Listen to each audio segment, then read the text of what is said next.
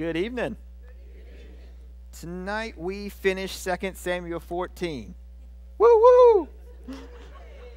Turn to 2 Samuel 14, 25 through 33. 2 Samuel 14, 25 through 33. And a message I've entitled, Someone Please Pay Attention to Me. So as you're turning to 2 Samuel 14, 25 through 33, I have a little story. So as most of you know, I have 4 kids. We homeschool them. And I'm the one that stays home during the day. Now, I realize most of you already thought I was crazy and that didn't help any. That's fine. But it is, for the most part, a lot of fun. But it's also why I keep my hair so short, because you can't get a grip on it to pull it out. And if just off of this week alone, I'd probably be balder than Pastor Dave. But I've been doing this for almost 3 years now, and all of you stay-at-home parents or that have done it at some point, God bless you. I had no clue how hard that actually was until I started doing it. So I figured it out. With so many kids, the trick is, as long as I don't need to eat or sleep or talk on the phone or use the bathroom, everything is going to run rather smoothly. But it's that moment where I bite into the sandwich or I put the telephone to my ear. It's that moment. All 4 of them need me urgently, right? And because they want daddy's attention and they don't want it somewhere else. Now, I'm going to get lectured by some of you, especially those of you with your children grown, but I do my best to enjoy the fact that they're still little. And I know, like, tomorrow, they're all going to be grown and gone, right? So I get that. However, sometimes I just want to go to the bathroom and not have to play 20 questions while I'm on the toilet, okay? But the reality is, we all need attention and we all need relationships. God built us for relationships. That's the importance of community. That's the importance of being actively involved in your local church. And we see every day that there are examples of healthy ways to give and receive attention, and there are unhealthy and destructive ways to give and receive attention. See, the problem is, in our new social media age, attention has almost become like our drug or currency of choice.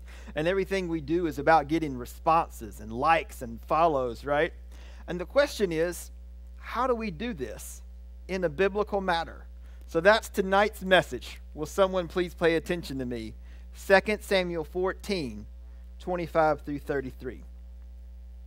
Now in all Israel, there was no one who was praised as much as Absalom for his good looks. From the sole of his foot to the crown of his head, there was no blemish in him. And we cut the hair of his head at the end of every year. He cut it because it was heavy on him.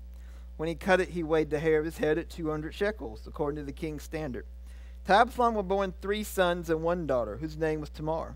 She was a woman of beautiful appearance. And Absalom dwelt 2 full years in Jerusalem, but they did not see the king's face. Therefore Absalom sent for Joab to send him to the king, but he would not come to him. And when he sent again the second time, he would not come. So he said to his servants, See, Joab's field is near mine, and he has barley there. Go and set it on fire. And Absalom's servants set the field on fire.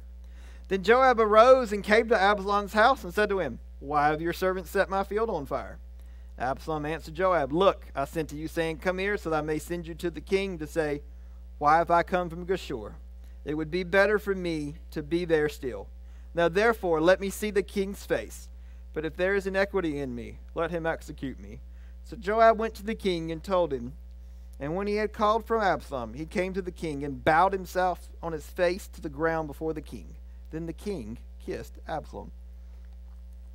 So as we've been following this narrative from back several chapters, Absalom was in exile for the murder of his brother Amnon. He murdered his brother Amnon because Amnon had raped Absalom's sister Tamar, and no justice was found in the king. Therefore, he took justice into his own hands.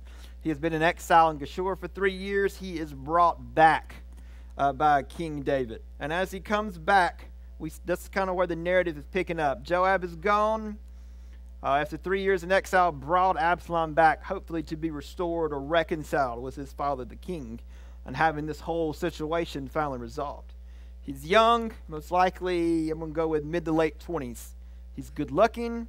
He's very charismatic, as we'll find out in chapter 15, and he's famous. Not only is he the king's son, Not only is he now the king's oldest son, if I'm understanding this correctly, but he's also the son that went into exile and then came back. He's the celebrity, right? He would be on the supermarket tabloids, like you would see his face, the return of the prince, when you were there buying stuff at Food Line. And a lot of people are considering him the next king. Now, we don't like to admit it, but we're all biased when it comes to appearance. None of you were surprised by that announcement. We all want to say we don't do it, but we all do it. There's nothing new or shocking about that particular revelation. So I'm going to tell you a story. September 26, 1960, the very first televised presidential debate. It was between a young senator by the name of John F. Kennedy and the vice president, Richard Nixon. Most accounts of the debate that you read about focus less on the candidates said and more about how they looked. Senator Kennedy came across young and vibrant, especially compared to Vice President Nixon, who was just overcoming an illness, and he looked very pale and unwell. Television viewers overwhelmingly felt Kennedy won the debate, and that debate helped him surge in the polls and carried him all the way to the presidency. However, a poll of people who just listened to the debate on the radio overwhelmingly declared Mr. Nixon the winner. Most analysts agree that the visual medium of television directly and greatly benefited JFK. This has now become known as the halo effect. There's been a plethora of research studies across the last 40 years that show how we automatically assign to good-looking people traits as talent, kindness, honesty, and intelligence. We tend to make these judgments almost unconsciously when we think about them. Attractive candidates for elected office have a tendency to get 2.5 more times the popular vote than their opponents. And this is the part that frustrates us a little bit more. Attractive individuals have a tendency to have a salary anywhere from 3 to 15% higher than their coworkers in the exact same job. Overall, multiple experiments have demonstrated that attractive people are more likely to obtain help when they need it. This bias is uniform across both males and females. And here's the part where I'm going to upset you. This is why so many of us reject Jesus.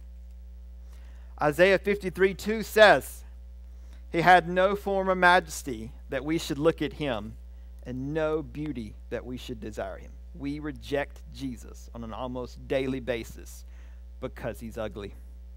Isaiah 53:3 says, "He is despised and rejected by men, a man of sorrows and acquainted with grief.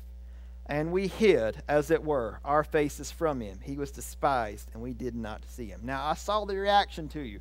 Jesus can't be ugly. This guy should be fired. That's fine. That's Pastor Dave's discussion after service. But Jesus is the Lord of glory. And to behold the true majesty of the King of Kings is to kneel in adoration and praise. It says in the scriptures that every knee will bow and every tongue will confess Jesus as Lord. But when we're honest, oftentimes we find him, but more specifically, we find what he wants us to do grotesque. Isaiah 53 continues. He says, "Surely he has borne our griefs and carried our sorrows. We esteemed him stricken, smitten by God, and afflicted. He was wounded for our transgressions, bruised for our iniquities. The chastisement for our peace upon him, and by his stripes we are healed. All we like sheep have gone astray. We have turned everyone to his own way, and the Lord has laid on him the iniquity of us all." The cross, I put it to you, is the ugliest event in the whole of human history. And we can't look at Jesus and not be reminded of the cross. And when we see him up there on the cross, we have to realize it's our pain, it's our misery, our sin that caused that. Not us corporately, but us individually, or bear that responsibility. And that's why so many of us reject him. We like the get out of hell free card. We're not so crazy about the lordship. We can't get past our own ugliness to see his beauty. Isaiah goes on in 53:11 and he says, "He shall see the labor of his soul and be satisfied. By his knowledge my righteous servant shall justify many, for he shall bear their iniquities. Absalom is going to successfully have a bid at king, and it's largely going to be because the people think he's good-looking. We need to be really, really careful about the decisions we make and why we make them. Are we doing them to bring glory to the Lord, or we're doing them for some other lesser reason? And it says Absalom spends 2 years in Jerusalem and is not allowed audience with the king. I imagine he's made repeated attempts to gain an audience with the king and has been denied. His father has been actively ignoring him, if we really want to get into it, for 7 years at this point. When Joab first arrives in Geshur, Joab shows up with what sounds like good news. He says, "Your father has called for your return, and not to face the death penalty, but so that you two might be reconciled." And then he has this whole journey to be excited, to come home, to think finally all these things are going to be resolved. And when he gets home, he goes, "Your father's busy, he's the king, he's got a lot going on, he can't meet with you right yet. Just have your people call my people and we'll set up a meeting for you," right? And he thought, okay, I've waited 5 years, another week, another 2 weeks, maybe even a month. It's not going to be that bad. It's been 2 years. Had some youth over at the house a couple of weeks ago just to hang out, and one of them got really frustrated. And I'm like, "Buddy, what are you frustrated about?" Because this girl hasn't wrote me back yet. "When did you write her?" "About 2 minutes ago." The problems of youth, right? There he was about to have a heart attack because someone hasn't responded to him instantaneously. And I know a lot of you can relate to that. It's frustrated when you're trying to do business or getting something fixed around the house, and you're sending calls and you're sending emails and you're sending texts and you're talking to people in person. They just won't get back with you. They just won't return your calls. Right? It's frustrating. Imagine 2 years of that. Realistically, imagine 7 years of that, and it being not a business, not a workplace acquaintance, not a friend, but your father. Absalom decides if he can't get attention one way, he will get it another. And I think most of us can relate to that as well. I'm always amazed at what people post on social media. And I've had this discussion with people. I say, okay, so this post, and I shouldn't take that down, it's the truth, or whatever. Or that's the way I felt, or I think it should be out there. And I look at them and go, okay, here's the thing. Would you want me to read that during the announcements and attribute it to you and have you stand up while I did that? Well, no. Would you take the time, let's say if I paid for it, would you stick it on a billboard on 501 and just leave it up there just for a week for everyone to see what you just wrote, or that picture you just put up there, or that comment you just said? Well, no. Well, why is that wrong? But it's okay to stick it on the internet where literally the entire world can see it. 501 is going to be limited to about 40,000 people at absolute max, right? Here, literally millions of people have this. And here's the thing about the internet. Once it goes up there, it never comes off. You think you've deleted it, but as we've learned from Facebook and Google, they've got a copy of everything you've ever done on there, and more than you might think. But you know why we do that? We want those likes. We want those comments, good or bad. We want that attention, and we don't care how we get it at some point. Absalom has come to that point. See, there's nothing new under the sun, and since he can't attack David passively, aggressively on Twitter, he decides to set Joab's field on fire. This is an action that cannot possibly be ignored. And it will demand consequences, and it specifically will demand a response from the king. To have this unresponded to is tantamount to treason. And Absalom at this point has decided he's just going to go on and be more and more destructive until he's finally acknowledged. You know, it would be interesting if we had not a monetary budget, but a time budget. And this is what you would do with your time budget. The next week, have just like a little notepad or pen and paper or app on your phone or whatever you want to do. And just track how much time you spend on everything, right? I gave 10% to this, or 15% to this, or I gave 20 minutes to this, or 45 minutes to this other thing, or I got really amused by this cat video and forgot about doing my job for an hour. Look, I did IT for a living. I knew what your browser history looked like. It's okay. But we give our attention to a lot of things. And there's so many things in America competing for it. One of the nice things about mission trips, especially when you get out to the middle of the nowhere or wherever, and there's no Wi-Fi, and there's no internet, and you can't afford to use your phone over there, and there's no television, and it's just you. And your job is done 5 or 6 o'clock most evenings, right? And there's not a whole lot else for you to do. It's just you and God. You have to have that conversation with you. It's amazing how clearly you can hear God once all the distractions are removed. And that's my point. We give our attention to things that are not inherently bad, but ultimately they come between us and God. Do you know God is jealous? Do you know God is jealous over you? And I'm not talking about corporately again. I'm talking about you on an individual level. And that God will not compete for your attention with other things. You're going, Pastor Glenn, that's not true. Yes, it is.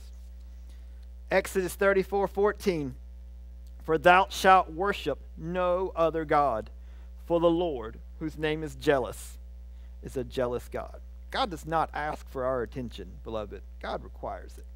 God commands it, because he and he alone is worthy of it. I know a couple years ago, Steve Carell did a movie called Evan Almighty. And it was kind of a modern-day take on Noah. And at the very beginning, God, played by Morgan Freeman, pops up and goes, Evan, I want you to build an ark. He's like, ha ha, yeah, right, crazy person.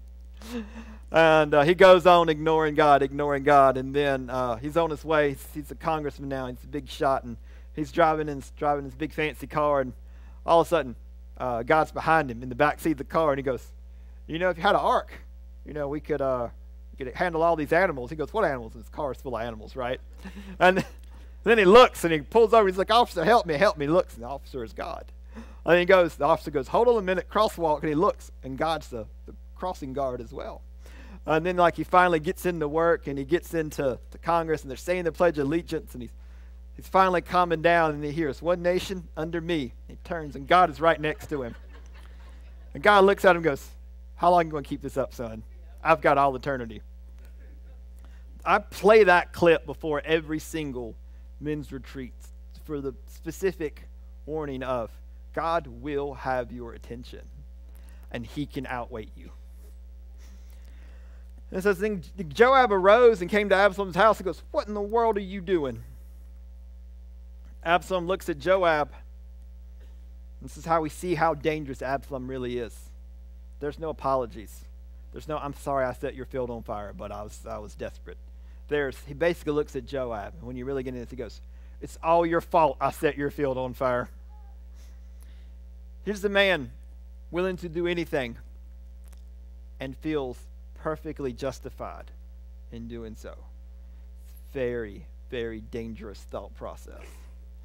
And he goes, this is all your fault. Why'd you even bring me back from Geshur if this is what life was going to be like? He goes, now get me an audience with the king or kill me. He's issuing absolutes and ultimatums. In all fairness, Absalom's rage has been heating up for 7 years, and it has finally boiled over.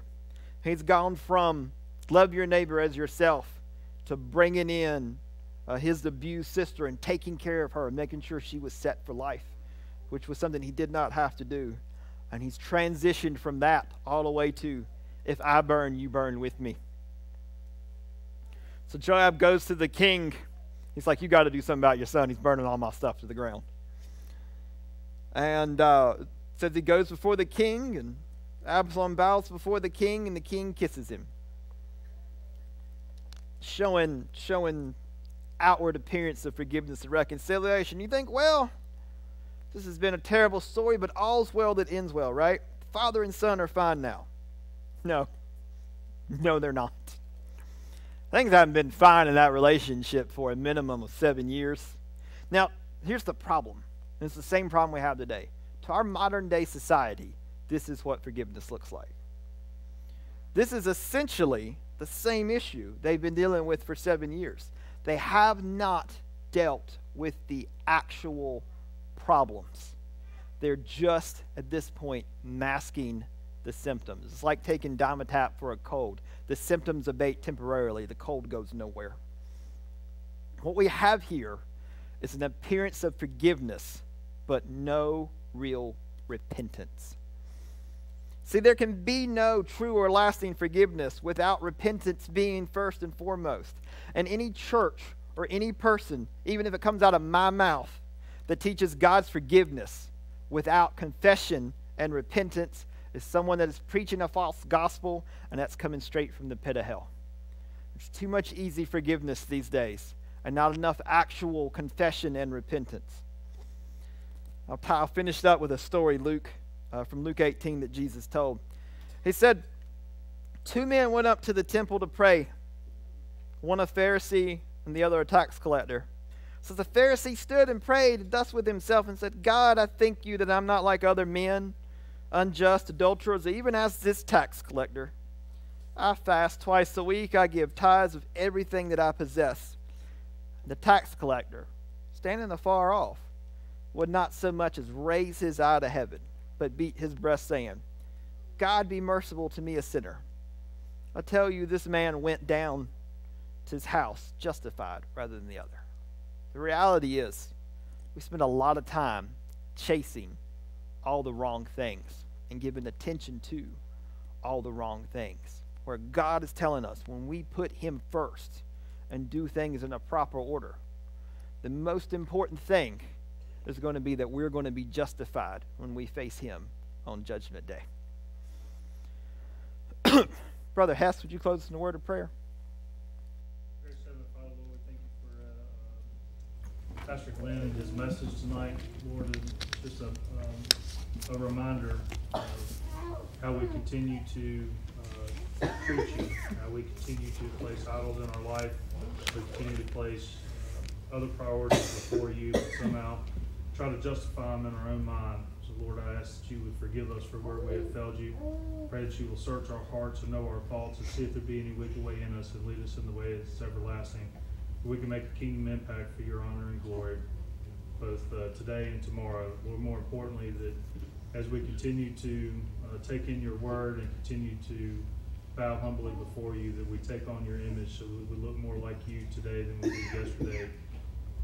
Lord, thank you as we continue to grow as a church. I pray that people will step up and lead in ministry, not for their honor and glory, but for yours, that the gospel can go out and reach the millions of people who continue to think that they're saved, but in our heart of heart are truly lost. It's in your name I pray. Amen. Amen.